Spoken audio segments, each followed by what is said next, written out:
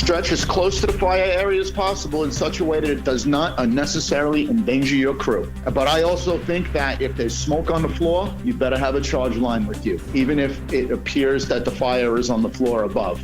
You never know where that fire might be, and without water in your hands, you are putting yourself in a world of possible hurt. Enchanted Sky Media.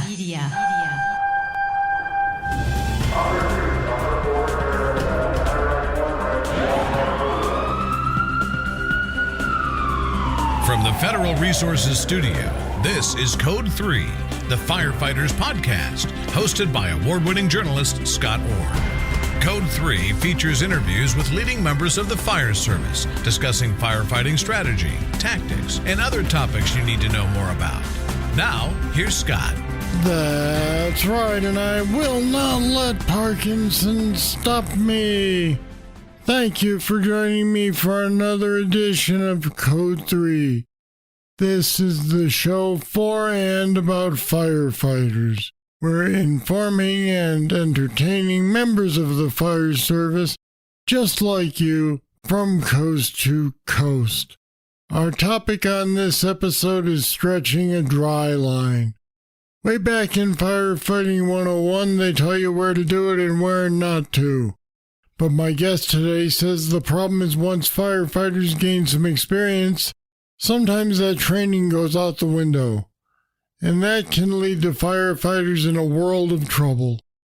Here to give us a refresher on where to stretch dry and when is Anthony Avillo. He's a retired deputy chief with North Hudson, New Jersey Regional Fire and Rescue.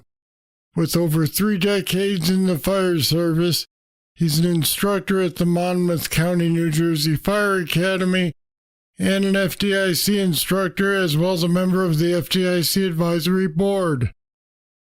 And Anthony Avillo joins me now. Welcome to Code 3. Thanks, Scott. Thanks for having me on. It's good to have you here. So how often do you see crews with a dry line that really should have a charged one in their hands? Well, actually, from the incident commander's point of view, you watch lines go into a building and there's already smoke in the building. You know where I see it a lot, to be honest with you? I'm the director of the Monmouth County Fire Academy, and we do a lot of drill ground operations, and I see companies stretching dry lines onto floors with smoke more times than I would like to see. Of course, you've seen it, out in the field, and I can actually probably name 2 or 3 times, and I'm not going to name, any departments or anything, where dry lines were stretched into buildings and they didn't get them charged in time, and guys were killed. Water is your only protection from the beast. And the rule of thumb I say is stretch as close to the fire area as possible in such a way that it does not unnecessarily endanger your crew. But I also think that, if there's smoke on the floor, you better have a charge line with you, even if it appears that the fire is on the floor above. You never know where that fire might be. And without water in your hands, you are putting yourself in a world of possible hurt. Okay, so we know it's tough to wrestle a charge 2.5 into position, but why can't we just wait until we need the water to ask for it? I think you can do that, but your experience and judgment and size up of the scene should be the things that guide you in asking for the water. Going into the first floor of a fire building and all of a sudden the fire is not a basement fire, but it's a basement fire that is spread onto the first floor is not good for the crews. Likewise, stretching any line into a below grade area uncharged is unsafe. 2.5s, yeah, listen, they're tough to wrestle with, but for the most part, when you're dealing with a 2.5, it's in a larger building, a commercial building. It's usually a much straighter stretch. But again, you know what? If you're stretching into a smoke condition dry, you're stretching into danger. That's my opinion. When you see guys doing that, does it seem to you to be more complacency or laziness or bad habit or what? What drives those decisions? I think it's a combination of all 3. Certainly complacency comes into play. Bad training and bad habits, what do they say? Good luck reinforces bad habits. Yep. And the other end of it too is, stretching in. And one of the things I put in that article that I had written was, don't just grab the nozzle. You know, you see people going into a building with a dry line, but all they have is the nozzle with them. You know, once they get to a point where they charge the line, then unless they have some people behind them pushing in who are going to have a very tough job, you know, you can't stretch anywhere. You know, so, you know, those are the people that like walk right up to the fire. And I've seen that too. Walk up to the fire, then ask for the line to be charged. You know, which is, you know, luckily I've seen it in training a lot. But I'm sure it happens out in the field. How long would you count on it taking to get water to the nozzle when you call for it? You know, it never seems like it's fast enough. You hear them saying, you know, charge the line, charge the line. I'm hoping that, listen, the ideal is when they say charge the line, the pump operator says water on the way. That's what I'm hoping. It doesn't always happen that way, but, you know, I would think if you are, you know, sometimes what happens is, you know, if it's a very short stretch, like you have a ranch or something, which in North Hudson, we don't have any ranches. We don't even have any private dwellings up there anymore. You know, where that first line sort of gets into position, they're calling for water, but the guy doesn't even have the rig and pump yet or have the lines broken. Well, that's one place where you're going to have a delay, and maybe they should be, you know, standing by at the front door waiting for water. You know, a one-story building with a fire in it, you charge a line at the front door. If they're going upstairs, second floor, third floor, if you're talking about, you know, a multiple dwelling, an apartment building, I am thinking that if a chauffeur is not ready to give water to a line that's up on the third floor and ready to go, then he is probably taking too much time to do that, doing something wrong.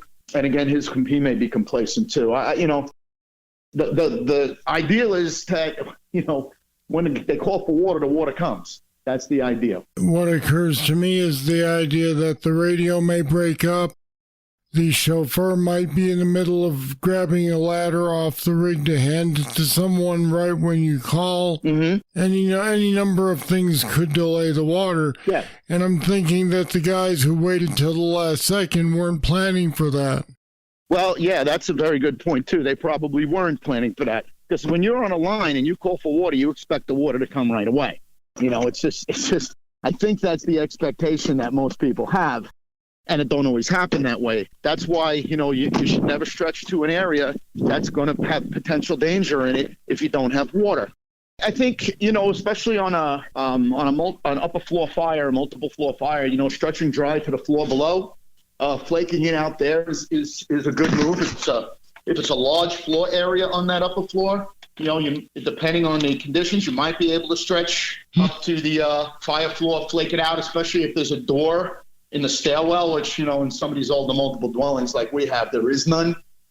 So you're almost always best stretching to the floor below and flaking out your excess line and then calling for the line to be stretched. I'll be back with more right after this. Federal Resources is a mission-critical solutions provider with only one goal: to empower and prepare the first responder for any threat, at home or abroad, that they are called on to respond to. Your mission is to protect and defend. Our mission is to make sure you're equipped with the knowledge and training on response techniques to current threats. We'll make sure you know the latest innovations in technology to ensure mission success every time. You look out for everyone else. Let us look out for you. Learn more at federalresources.com.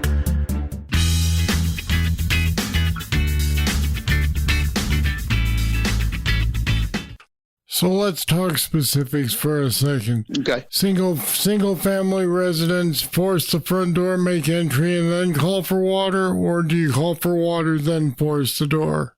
I think you can do both. I think you can do both simultaneously as long as you control the door.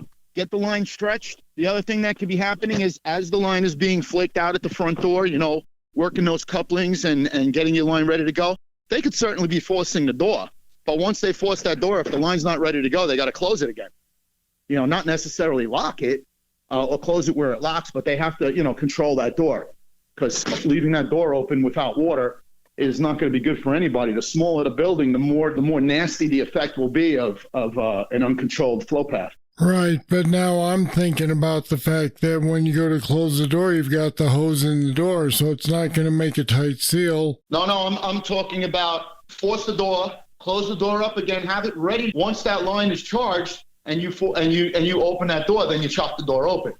You know, the only time you chop the door open is when it's, you know, like really sort of when a charge line goes through the door. Got it. In a one-story building. That's the way I would see it. You know, don't commit to creating a flow path unless you got water ready to go, because it's probably going to be a very quick stretch. Right, and that makes sense. All right, now multiple dwelling, if we're not talking about a standpipe, crew heads up, say, 3 flights of stairs with a dry line, open the door, then heads down the hallway toward the fire. Are they getting themselves into trouble at this point, having a dry line, or can they still wait until they get closer to the fire? Well, what I would think is that if the fire is, say, on the 4th floor, bring the line uncharged up to the 3rd floor. Flake it all out, get it charged, and then stretch it up to the 4th floor into the fire area. Again, it will depend on, you know, sometimes you have buildings that have fire doors on down the hall. Like, for instance, if there's an elevator, you might have fire doors. So you may be able to stretch dry right to one side of the fire door, get it charged, then open the fire door, go through the elevator area, open the other fire door, and make you stretch down. Again, it may be a very long floor, so, you know, you have to do a size up and figure out the best stairwell to take. But I was never a big fan of taking a dry line up to the fire floor. Other circumstances come into play, like, you know, the door to the fire apartment is not open yet. So there you may be able to, if you have a large enough landing, bring that line up, get it flaked out, and charge it, and then work your way down the hall. But once that door to the fire apartment is open, that whole hallway and the landing area becomes, you know, it could become not only untenable, but even if it's not untenable, it's going to be, you know, the visibility is not going to be so good. You know, so you might get away with it. You know, you might get away with it. The idea is, if it's the first apartment, as soon as you go off the landing, well, it's not a good idea to bring the charge line up to the landing. Got it. So you say that you've seen them do this in training exercises, and I'm curious. I mean, I'm assuming you stop them and go, whoa, whoa, whoa, what are you doing? What's the reaction? Yes, we do. Sometimes we stop and sometimes we let them go with it. Just to see what happens? Yeah, well, you know what? The fires are, you know, we have control over these fires as instructors. We have safety lines there. And so sometimes we're going to maybe allow them to do that. You know, the other thing that we do sometimes, because we have safety lines, is if they bring the line through the door and they don't chock the door, we'll clamp the line.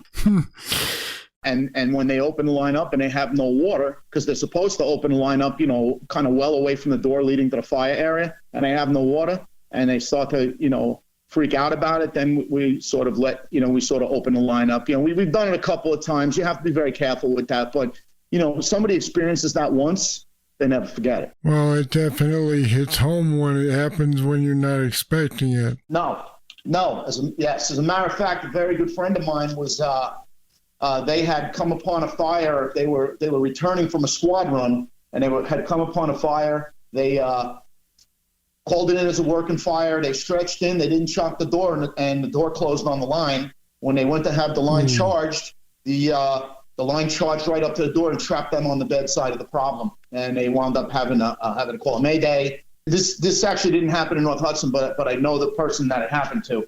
And, you know, it's just a good lesson of, like, you know what? Once the line's charged, chock those doors. Yeah, it seems like something that, you know, like I said earlier, you learn in the basic firefighter training, but people become complacent and they forget until it hits them in the face. Yeah, also, you know, the excitement. You know what happens too?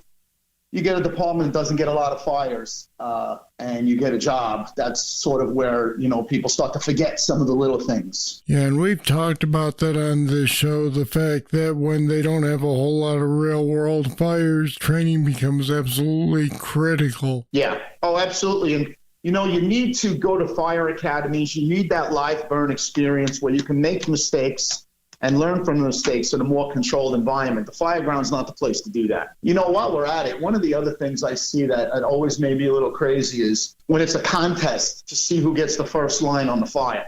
You know, so you get 3 engines pulling up and all 3 of them stretch a line and none of them get there. You have a second or third floor fire and none of them get there, you know. In North Hudson, our SOPs call for the first 2 engines to stretch the first line. And if it's above the 3rd floor, the 3rd engine assists as well. Until the line gets to the fire area, then we can peel some of the third engine off and maybe have them stretch a second line. But, you know, there's nothing more important than the first line. First line don't get there, all the other lines are meaningless. That's true. All right, sounds like you have a lot to think about here. I'm glad we were able to talk about it. Anthony Avillo, thanks for joining me on Code 3 today. No problem, man. Certainly my pleasure, Scott. Thank you very much. Be safe. And we've put information about stretching a dry line, as well as how to get hold of the Chief's books. There are several of them on our website at code3podcast.com/dry. Check it out. Here comes your trivia question, but it's not actually all that trivial this time. According to research cited in a report by the National Volunteer Fire Council, what percentage of firefighters are either overweight or obese? I'll accept an estimate here, and I'll have the answer right after this. Now's your chance to get your hands on Code 3 t-shirts, sweatshirts, and more. Show your support for the podcast that supports firefighters from coast to coast. Just go to code3podcast.com and click on the Code 3 store link. Or go to code3podcast.com/shop and tell the world that you're a Code 3 fan. Now here's your trivia answer. Between 73 and 88% of firefighters are either overweight or obese, according to the NVFC. It's worth thinking about, no? Hey, we got a very nice email from listener Emily, who said, "Keep putting out great content. My commutes are no longer boring thanks to you guys." There it is. That's what we want to hear. Send your comments to scott@code3podcast.com. All right, that's it. That's all for another edition of Code 3. Thank you for listening. I'll be back next time with more, and I hope you'll join me. I'm Scott Orr, and until then, stay safe. Code 3 is made possible through the generous support of federal resources. Visit them at federalresources.com. This show is a production of Enchanted Sky Media. To contact us, get more information on today's show, or to subscribe to the podcast, go to code3podcast.com.